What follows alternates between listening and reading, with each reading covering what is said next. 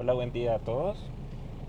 El día de hoy vamos a tratar de un tema bien interesante y que tiene que ver mucho con todo esto que nuestra vista y nuestra capacidad de poder ver las cosas am, tiene que ver con la física, ¿no? Entonces, lógicamente, todo lo que nuestro ojo humano es capaz de visualizar, todos los colores, todas las formas, am, es debido a que de una manera u otra nuestro ojo humano se ha adaptado a ser capaz de visualizar la radiación, ojo con eso, la radiación electromagnética que nos envía el sol y que nos ha enviado el sol durante ha existido la Tierra, ¿no? Entonces, toda esta radiación electromagnética, la cual el ojo humano es capaz de visualizarla, es conocida como la luz. Entonces, la pregunta es, ok, vamos a hablar de la luz, pero ¿qué podemos hablar concretamente de la luz? Bueno, de la luz podemos hablar muchos días, incluso meses, ¿no? Referente al tema de la luz, pero vamos a enfocarnos en este tema que estamos evaluando, que es la interacción de la luz con medios, o sea, en este caso, cómo la luz tiene esa capacidad, ¿no?, de viajar, bien sea en el vacío o bien sea a través de un medio. Entonces, lógicamente, la luz tiene esa capacidad porque, bueno, todo lo que nosotros logramos ver es gracias a la radiación en forma de luz que viene del sol, y esta luz, para que llegue a la Tierra, pues lógicamente tiene que pasar por el espacio y luego llegar a la Tierra, ¿no? Entonces, pues si habláramos de eso, pues diríamos de que pues la luz tuvo que pasar por el vacío y luego entrar al medio aire, si se puede decir así en términos generales, como el gas más bueno, no el gas más abundante, ¿no? Porque también está el nitrógeno, pero en general, hablando de medios, ¿no? De medio uno y medio 2, pues estaríamos hablando de medio uno vacío, medio 2 atmósfera, hablándolo así un poquito más en general. Entonces, es interesante porque a final de cuentas la luz tiene esa capacidad de viajar a través de medios. Entonces, eso es lo que nos va a interesar el día de hoy hablar, ¿verdad? Entonces, vean que yo aquí les tengo de inicio esta pequeña esfera que vemos aquí, ¿verdad? Esta pequeña esfera. Y esa pequeña esfera representa la manera en la que Albert Einstein definió como el medio de transporte de la luz a través de un medio. Y ese medio de transporte él lo nombró como fotón. Como fotón. Fotón es considerada como la partícula de la luz, ¿sí? Entonces, bueno, este descubrimiento del fotón pues llevó a Albert Einstein a que lo nombrara, bueno, a que consiguiera su premio Nobel, ¿no?, por el experimento del efecto fotoeléctrico, ¿sí? Entonces, él definió a que la luz tiene esa capacidad o esa dualidad, ojo con eso, dualidad onda-partícula.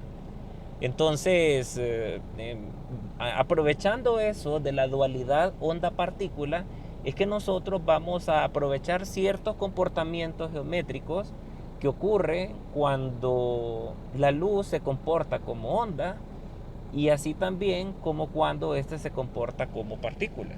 Entonces, en este caso, pues vamos a aprovechar este hecho de que pues el fotón es la partícula de la luz, y pues es la manera en cómo viaja la luz. Y pues vean que yo les dibujo aquí un solo fotón. Lógicamente, cuando nosotros vemos todo un paisaje o vemos simplemente la imagen de la pantalla de nuestro celular o de nuestra computadora, estamos recibiendo billones, billones de fotones, ¿no? Colisionando con nuestra retina, ¿no? Y pues ahí viene la magia, ¿no? De que pues nuestra retina tiene esa capacidad, ¿no? De poder, si se puede decir así, reordenar todas esas pequeñas partículas de luz que llegan y pues transformarla en una imagen y que nuestro cerebro pues sea capaz de ver esa imagen. Entonces, aquí yo solo les dibujo este fotón, ¿verdad? Pero lógicamente quiero que se imaginen que en este espacio que está acá de todo de esta como pantalla amarilla en la cual va el fotón viajando con ella, hay millones de fotones, millones de fotones. Y a esos millones de fotones lógicamente vienen acompañadas con su dualidad onda-partícula. Entonces, a estos planos, o este plano amarillo que nosotros vemos aquí, se le conoce como frente de onda.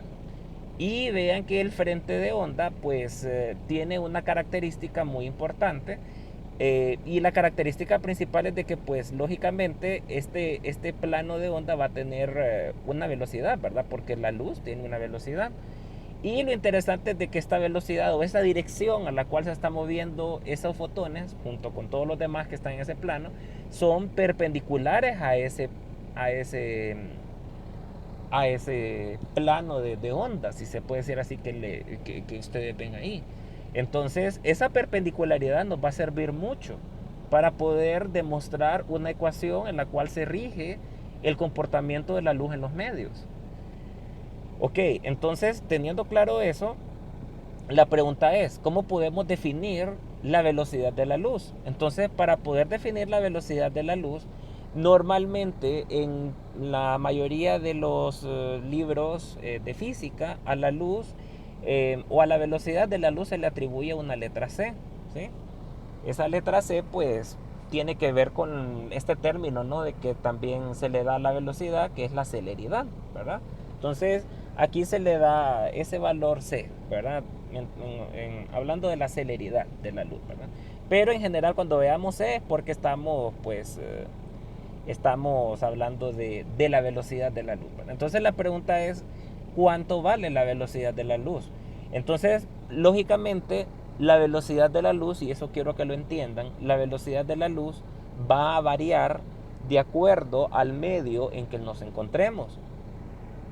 O sea que no va a ser lo mismo la velocidad de la luz en la Tierra que en el agua o en el vacío, ¿verdad? Pero hay una peculiaridad bien importante, ya que el vacío ofrece nada de resistencia, o no de resistencia, sino de, pues, dificultad para que la luz pueda atravesarla. Entonces se le considera a la velocidad de la luz en el vacío como lo más rápido que se es capaz de viajar en el universo. No hay algo más rápido que la velocidad de la luz en el vacío. Entonces la pregunta es, ¿cuánto valdrá la velocidad de la luz en el vacío? Bueno, pues se hacen aproximaciones, ¿no? Se hacen aproximaciones y pues a partir de ciertos estudios se ha determinado de que para que este fotón, ojo con esto, para que este fotón se desplace a una distancia de, y supongamos que esta distancia de este fotón tarda un segundo en realizarlo. Imagínense que el tiempo sea un segundo. Entonces, si el tiempo es un segundo, se dice que a través de estos estudios que este fotón va a haber sido capaz de viajar 300.000 kilómetros. ¡Wow! Es una cantidad bastante grande. 300.000 kilómetros. Significa de que en 2 segundos la luz ha viajado 600.000 segundos. Perdón, 600.000 kilómetros. Entonces, es bien interesante porque la verdad que es algo que pues está un poco complicado de que pues el ser humano sea capaz de replicarlo. Y esto pues es lo que ha conllevado a muchos estudios en la ciencia para que podamos,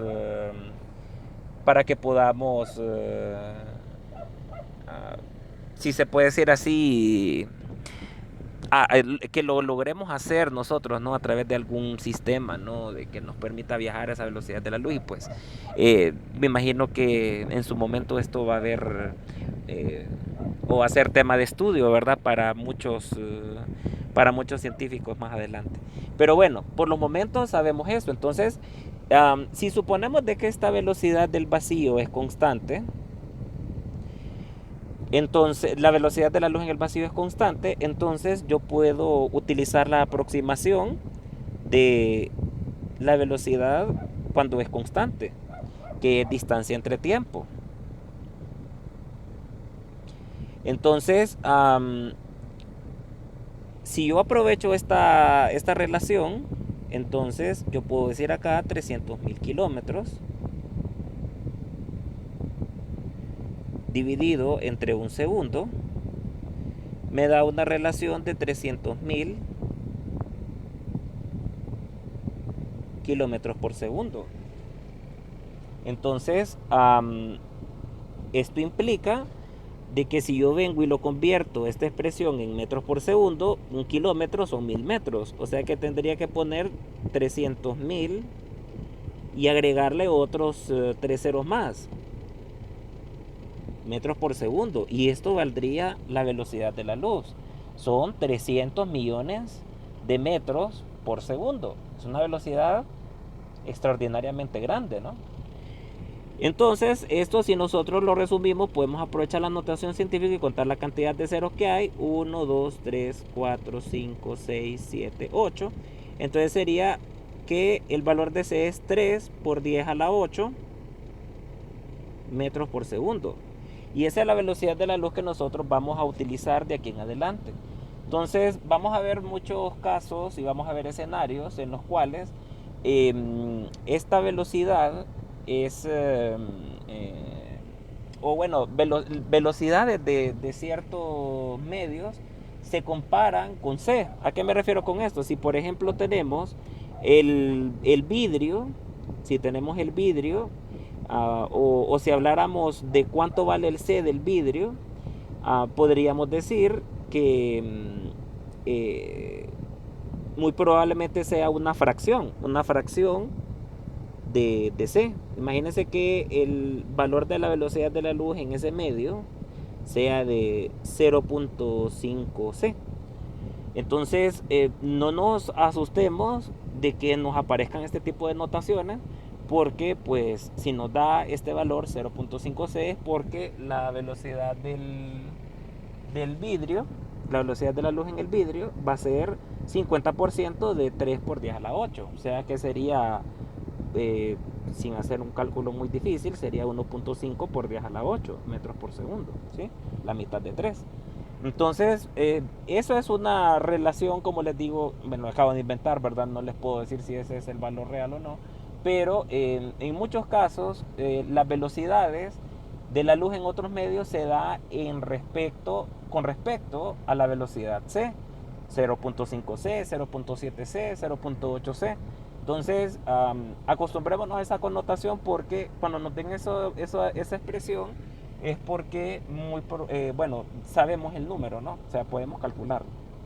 Bien, entonces, teniendo claro de qué se vale eso, entonces yo quiero que veamos esta imagen que yo les tengo por acá y vean que aquí yo les muestro a este fotón viajando a través de esa línea negra que les estoy señalando aquí, a lo largo de toda esta línea negra. Y vean que aquí estas líneas amarillas que vienen acá son esos frentes de ondas.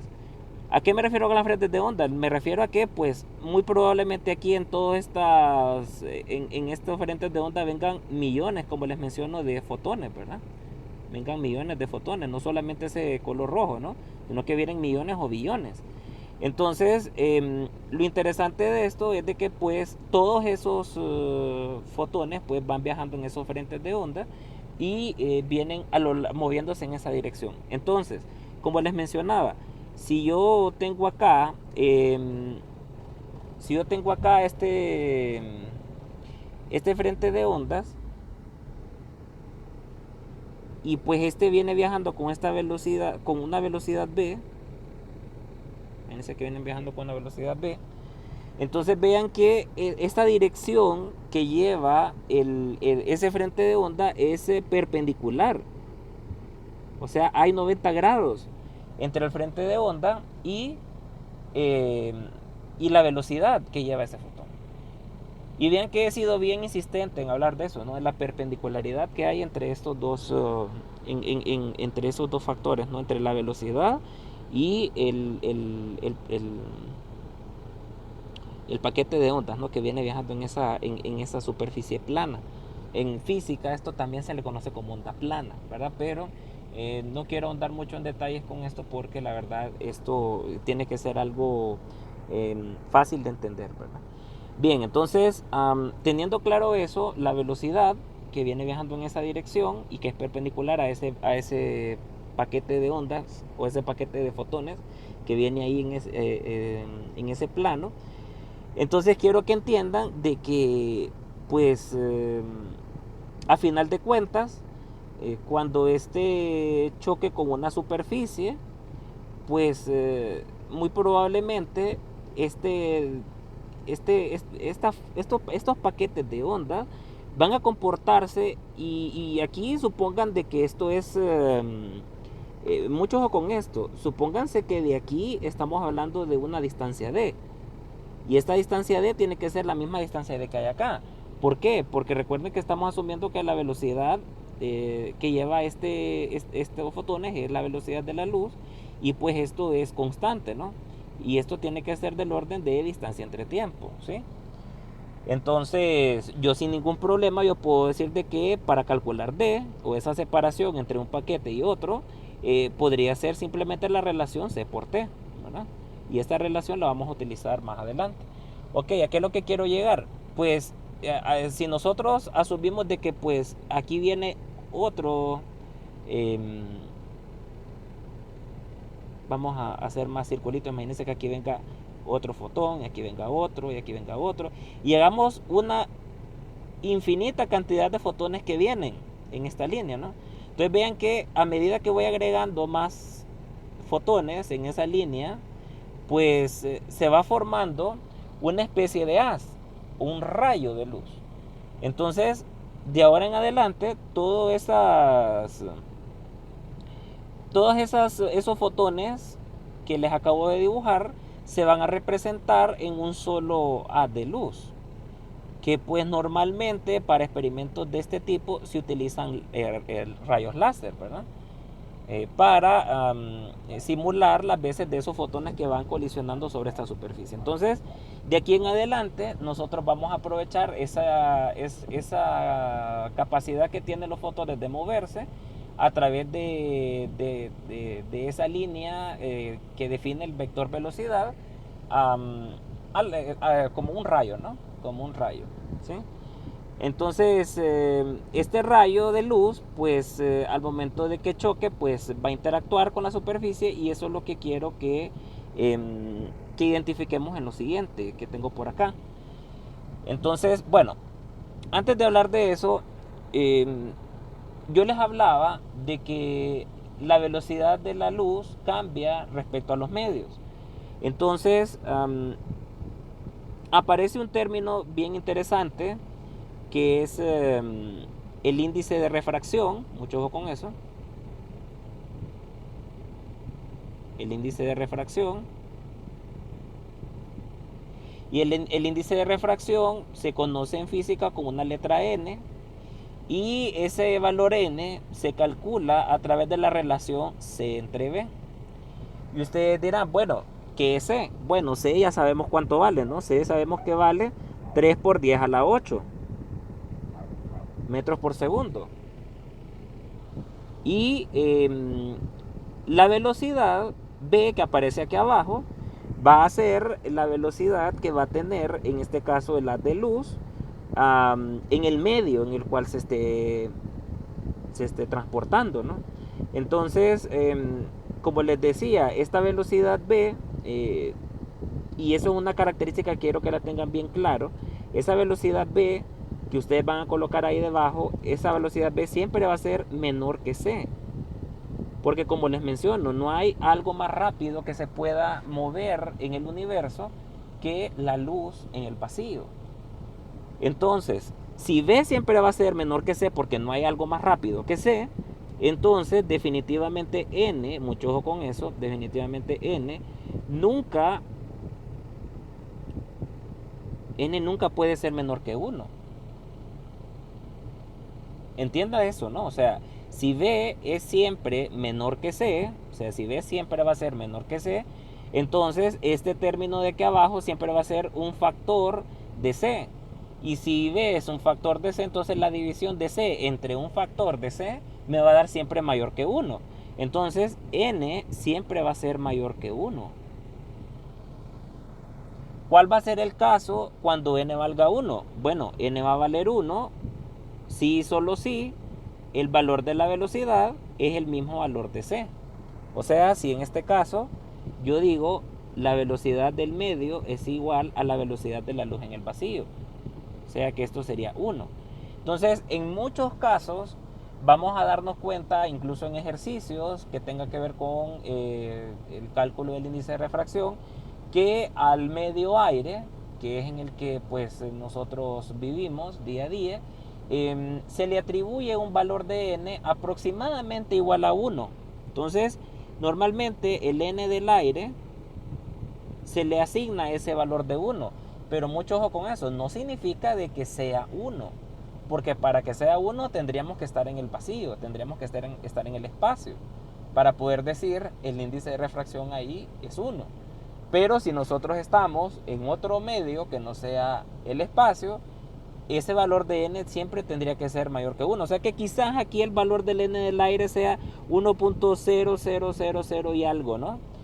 Pero como es un medio tan permisible para que la luz viaje a través de ella, entonces pues se le atribuye un valor de n como que si no hubiera nada deteniéndola para que viaje libremente. Cosa distinta ocurre si ya digamos ponemos vidrio o si ponemos algún líquido que sea eh, pues de algún tono en específico, o si ponemos un vidrio polarizado, ya ahí la luz pues ya le es más difícil entrar, ¿no? Y por eso vemos que bueno, mucho de las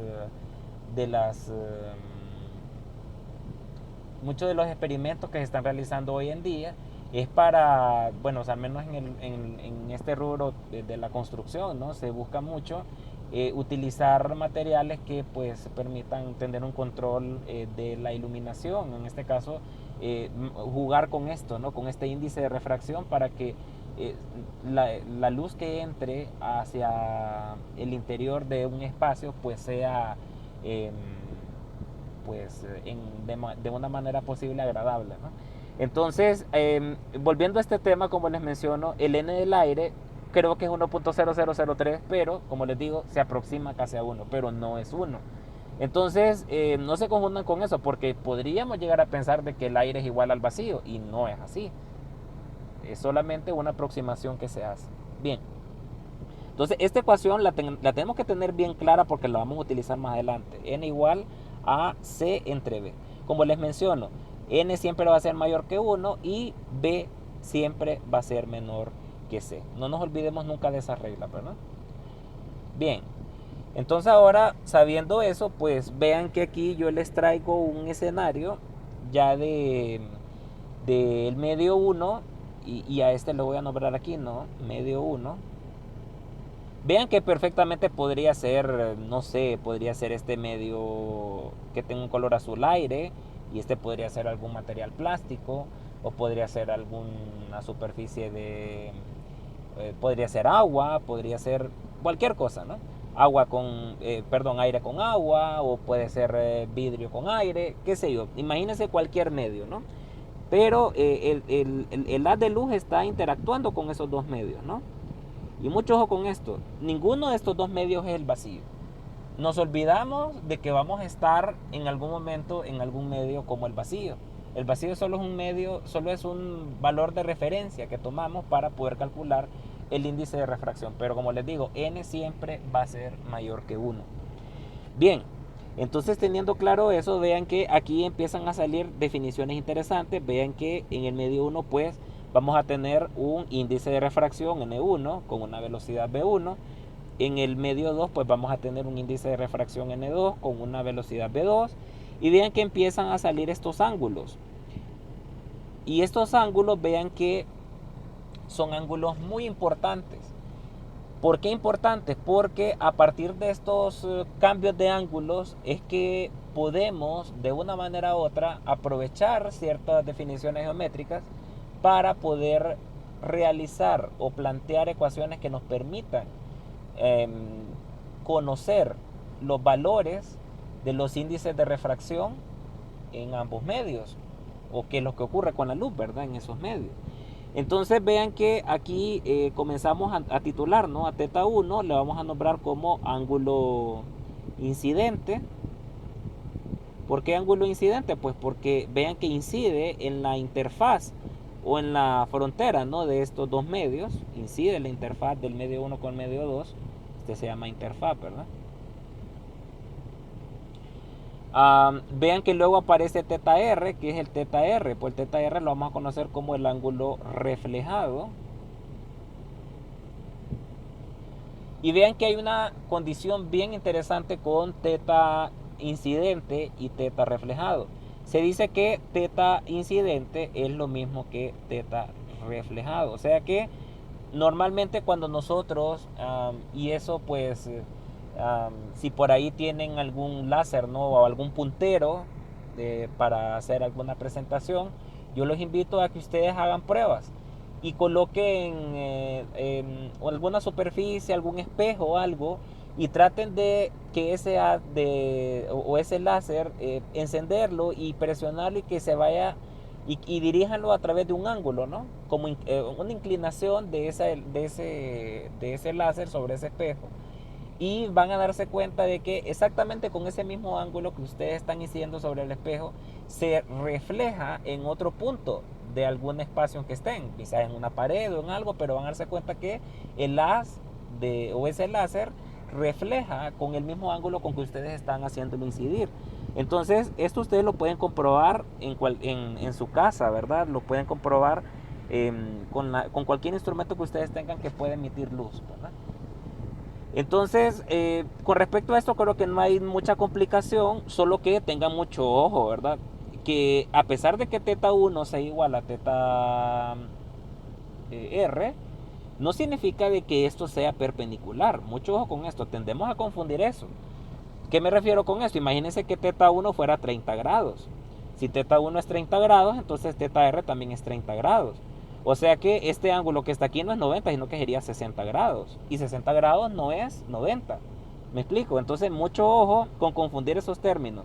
Que teta 1 sea igual a teta R, o sea que el ángulo incidente sea igual al ángulo reflejado, no significa que son perpendiculares entre ellos. La única cosa que es perpendicular entre el rayo de luz incidente es con el plano, o con eso, con el paquete de ondas que viene viajando junto con ellos. O sea, no nos olvidemos de estos paquetes de ondas que vienen así, ¿verdad? Que vienen separados de una manera equidistante unas con otras, a través de una distancia d. No nos olvidemos de eso, ¿no? Bien. Entonces, ¿qué será entonces el teta 2? Teta 2 es conocido como el ángulo refractado. Mucho ojo con eso, refractado. Y pues siempre y cuando, y eso es una regla que se cumple aquí, ¿no? Si N1 es diferente de N2, entonces definitivamente teta 1 es diferente de teta 2. O sea que siempre el ángulo incidente, vean que va a ir bajo esta inclinación y luego cuando pasa al otro medio cambia drásticamente ese ángulo, ¿no? Cambia, bien sea para hacerse más grande que el ángulo incidente o bien sea para hacerse más pequeño. O sea que esto puede ser, vean que aquí lo hice más pequeño, aquí claramente teta 2 se ve más pequeño que teta 1. Pero también pueden haber escenarios donde teta 2 sea mayor que teta 1. Y todos estos valores de teta van a ir dependiendo de cómo son los valores de n. O sea que de una manera u otra ya vamos viendo una relación de tetas con los índices de refracción, y eso es bien importante que lo tengamos presente. Bien, entonces no nos olvidemos de esas definiciones, ¿no? Hemos hablado de ángulo incidente, ángulo reflejado y ángulo refractado. Ok, vean que aquí les traigo esta imagen y traté de hacérselo lo más geométricamente posible porque quiero que se den cuenta de qué fue lo que descubrió este señor apellido Snell. Y mucho ojo con eso, Snell, ¿verdad? Así se, así se escribe, Snell. ¿Y qué fue lo que definió él y cómo a través de esa definición geométrica pudo plantear el comportamiento de la luz cuando éste pasa de un medio a otro? Bien, entonces vean que aquí este, esta línea roja representa, tanto esa línea como esta, representan los miles, los millones de rayos incidentes que caen sobre una superficie. O sea, esto imaginémoslo como solo para que se figuren, ¿no? O sea, cada píxel que nuestro ojo es capaz de ver de toda nuestra imagen visual que nos da nuestra vista, ese píxel representa cada uno de estos rayos. O sea que imaginémonos billones de estos rayos incidentes sobre una superficie rebotando hacia nuestra vista, y eso es lo que nos permite ver, ¿no? Eso es la maravilla de esto, ¿no? Bien, entonces, teniendo claro esto, que estos son la misma cosa, vean que lógicamente luego que pase al otro medio, porque estamos hablando aquí siempre el medio 1 y medio 2, ¿verdad? Entonces vean que cuando estos rayos incidentes pasen al otro medio, estos se van a refractar. Y vean que esos son los haces de luz refractados que están ahí. Bien, entonces teniendo claro eso, entonces venimos y empezamos a colocar los ángulos, y no nos olvidemos dónde van los ángulos. Recuerden que por aquí va teta 1, ¿verdad? Por acá va teta 1, por acá viene teta 2, ¿sí? Y bueno, vamos a aprovechar ciertos conceptos de geometría, y yo espero que me puedan seguir con esto, ¿no? Vean que si yo defino la superficie que está acá con esta línea negra que acabo de dibujar por acá, en esas dos líneas que acabo de dibujar ahí, eso debe de ser 90 grados. O sea, a esto se le conoce como la normal, ¿verdad? Creo que para ustedes no es algo fuera de lo común la palabra normal. Es una línea normal. O sea que va perpendicular con la superficie. En este caso, es esta interfaz que está aquí. Entonces, ahí hay 90 grados. Y si aquí esto vale teta 1, entonces el complemento de esto tendría que ser 90 menos teta 1. ¿Sí? Bien, ahora recordemos cuál es la función de esta línea amarilla que está aquí. Esa línea amarilla, recuerden que es el plano de ondas. El paquete de ondas que viene viajando con cada uno de esos fotones. Aquí está el fotón, ¿no? Esta pelotita que les estoy dibujando, ahí va el fotón. Bien, entonces, entre esta línea roja y esta línea amarilla hay 90 grados también. Entonces, si aquí hay 90 grados, entonces esto de aquí también vale 90 menos teta. 90 menos teta 1. Y vean que desde esta línea que está acá hasta esta otra línea de acá, esto debe ser 180 grados. Todo esto de aquí debe ser 180 grados. Entonces, si todo eso tiene que ser ahí 180 grados, entonces yo les dejo a ustedes la matemática, pero aquí esto debería valer teta 1 también. Y esto es lo que yo necesito. Entonces, este teta 1, vean que todo este triángulo que está aquí dibujado, todo este triángulo que lo voy a marcar aquí en puntito, es este triángulo que está aquí. Entonces, esto de aquí vale teta 1. ¿Sí? Ya vamos a ver para qué sirve eso, ¿no? Pero quiero que entiendan que eso es teta 1. Les dejo a ustedes que hagan la tarea de verificar cuánto creen ustedes que debería valer este ángulo. Pero si hacen el mismo proceso y pues empiezan a ver la geometría, van a darse cuenta de que pues por acá también, porque esta línea verde que ven aquí es el paquete de ondas que se luego de que la de luz ha refractado hacia el otro medio. O sea que en teoría esto sigue comportándose de la misma manera. O sea, esto de acá sigue siendo el mismo valor de, ¿sí? Sigue valiendo el mismo valor de, solo que mucho ojo con esto. Y aquí es donde quiero que se entienda un poco, ¿no? Y por eso lo dibujé en color verde. Porque esto de acá, o esta distancia que va a haber entre los paquetes de onda, va a ser diferente de la distancia de los paquetes de onda que hay aquí. Entonces aquí voy a nombrar esto como D1. Vean que voy a aclarar y ahora voy a poner D1 y a esto lo voy a poner D2. Lógicamente, si no hubiera un cambio de medios, entonces esas D serían iguales. Pero como estamos cambiando la luz de un medio a otro, entonces los valores de las separaciones cambian, ¿verdad? Y pues ahí es donde viene un poco el tema, ¿no? De que pues se meten incluso otros términos de las velocidades de la luz, como la longitud de onda y la frecuencia, y pues ahí se hablan de otras ecuaciones más interesantes, pero eh, no los vamos a tocar ahora. Pero tiene que ver mucho con esta distancia, ¿no? Cambio de frecuencia y todo, tiene que ver mucho con esa distancia de separación. Bien, entonces vean que si ustedes hacen esta relación también, acá esto debería valer 90 menos teta, 90 menos teta 2. Y este ángulo que está aquí son 90 grados. Recuerden que entre la de luz y el paquete de ondas tiene que haber 90 grados. Así como había aquí 90, también aquí hay 90. Entonces, si esto es 90 y esto es 90 menos teta 2, entonces no queda más que decir que este ángulo que está aquí también es teta 2. Y eso es lo que vamos a poner nosotros por aquí. Bien, eso era creo que la parte más complicada. Les invito a que pues vuelvan a retroceder para que vean, o incluso lo pueden hacer un poco más grande, ¿no? En el dibujo y que quede un poco más claro. Pero eso era lo más complicado. ¿Por qué les digo lo más complicado? Porque vean que luego de sacar ese, vean que saco esta región prácticamente que está aquí, todo esto que estoy señalando aquí en rojo, todo esto de aquí, lo saco y lo coloco en este dibujito que está por acá, ¿verdad? Y ustedes dirán, ¿para qué voy a sacar esas relaciones de ahí? Bueno, vean que esto es de 1, aquí es de 1 y aquí también tiene que haber de 1. O sea que en teoría esta línea que está aquí tiene que valer de 1. Mucho ojo con eso. Igual, si aquí esto vale de 2, pues esto también de aquí vale de 2 también. O sea que por acá esto vale de 2. ¿Sí?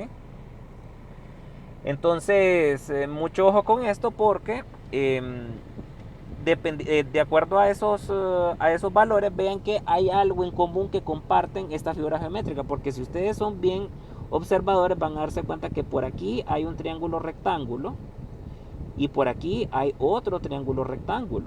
O sea que hay dos triángulos rectángulos que están conectándose a través de un mismo lado, que es este lado de aquí.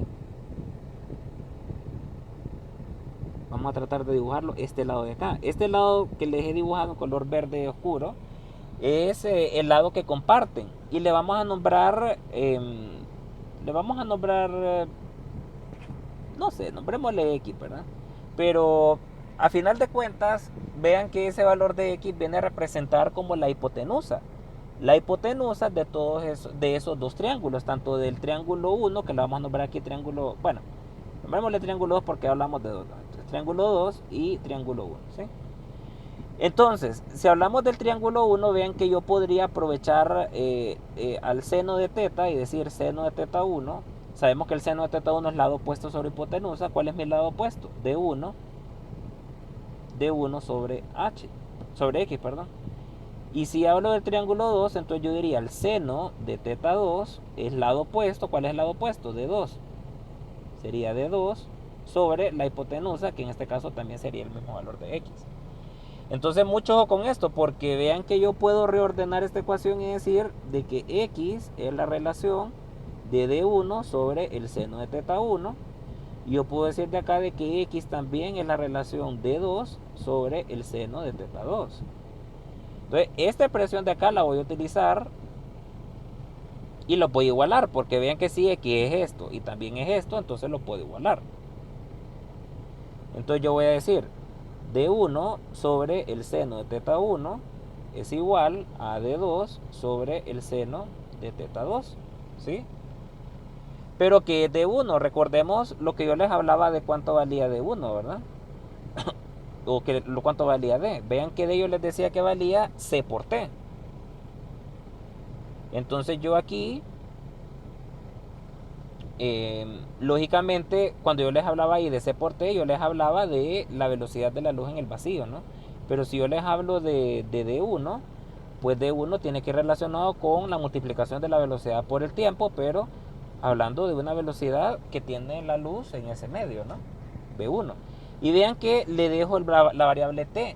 ¿Por qué? Porque el tiempo t es el mismo tanto para la onda incidente como para la onda reflejada. Es el mismo tiempo. No hay cambios con el tiempo. Entonces aquí V2 sería también V2 por t. ¿Sí? Entonces vamos a sustituir esas dos expresiones.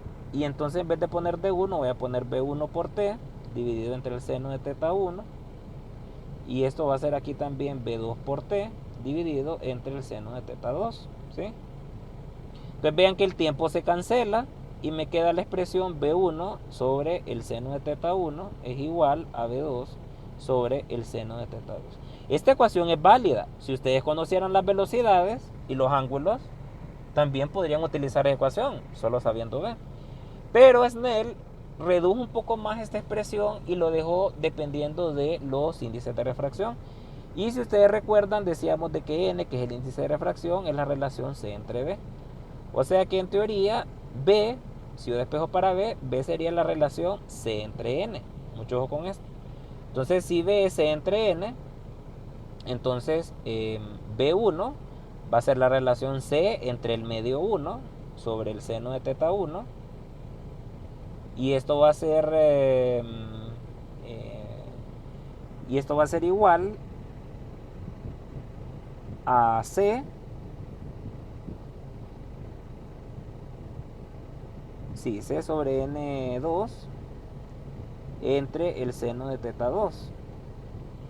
Ok, veamos a ver aquí qué es lo que está pasando. Decíamos de que el seno de teta, el lado opuesto sobre la hipotenusa. Ok, entonces X es, es de 1 entre el seno de teta 1 y X también es de 2 entre el seno de teta 2. Ok, bien, entonces estamos bien acá. Entonces, de 1 entre el seno de teta 1 igual a de 2 entre el seno de teta 2, se cancelan las velocidades. Ok,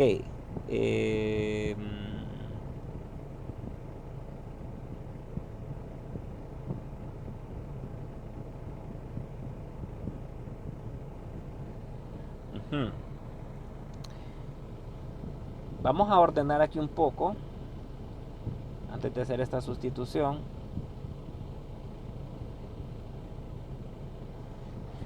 Y decimos acá que B1 por el seno de teta 2 es igual a B2 por el seno de teta 1. ¿Sí? Bien, entonces si sustituimos B1, B1 sería C entre N1. Entonces aquí quedaría, en B1 sería C sobre N1 por el seno de teta 2 igual a B2, y B2 pues sería C entre N2, ¿verdad? Entonces aquí sería C entre N2 por el seno de teta 1. Entonces vean que aquí nuevamente se cancela los valores de C y me queda la ecuación que andamos buscando, porque N2 lo paso a multiplicar para acá, entonces me queda N2 seno de teta 2 es igual a N1 seno de teta 1. Y esta ecuación que ustedes ven aquí es la ecuación de Snell o la ley de Snell. Entonces vamos a ahorrar un poco acá y la vamos a expresar así un poco más grande. Entonces aquí sería N2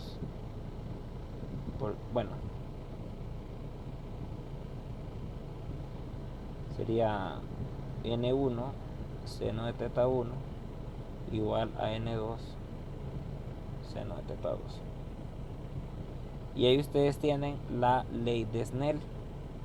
Entonces vean que a través de la ley de Snell ustedes van a poder calcular bien sean los índices de refracción del medio 1, del medio 2, o el ángulo de incidencia de un rayo, o el ángulo de refracción de otro, de ese rayo, a través de esta ecuación, porque aquí ustedes van a poder despejar, ¿no? Y pues decir, bien, si tienen, por ejemplo, n1, seno de teta 1, seno de teta 2, y quieren encontrar, por ejemplo, n2,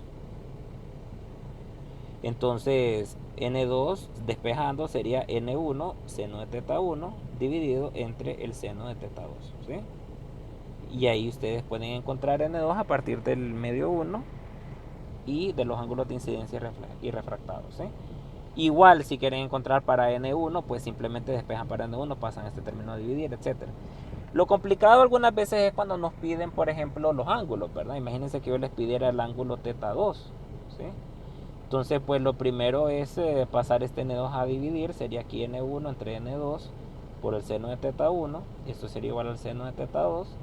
Y para quitar el ángulo, pues entonces tienen que aplicar seno inverso, y decir entonces que teta 2 es el seno inverso de la relación n1 sobre n2 por el seno de teta 1, ¿sí? Y pues acá yo les recomiendo de que siempre antes de empezar a hacer estos cálculos, mucho ojo con esto, tengan su calculadora en grados, o sea, en degrees, ¿sí? Aseguren de que tengan su calculadora en grados para que sus resultados les dé correcto. Ok, entonces, teniendo claro eso, pues aquí solo queda de que ustedes practiquen, realicen algunos ejercicios que más adelante pues ahí los vamos a ver. Y, pero en general esta ecuación que ustedes ven aquí es la que vamos a utilizar constantemente, ¿no? N1 seno de teta 1 igual a N2 seno de teta 2. Hay ciertos factores que les voy a mencionar en una aplicación que hemos estado utilizando, que es la misma de los gases ideales, pero enfocada ahora en la ley de Snell.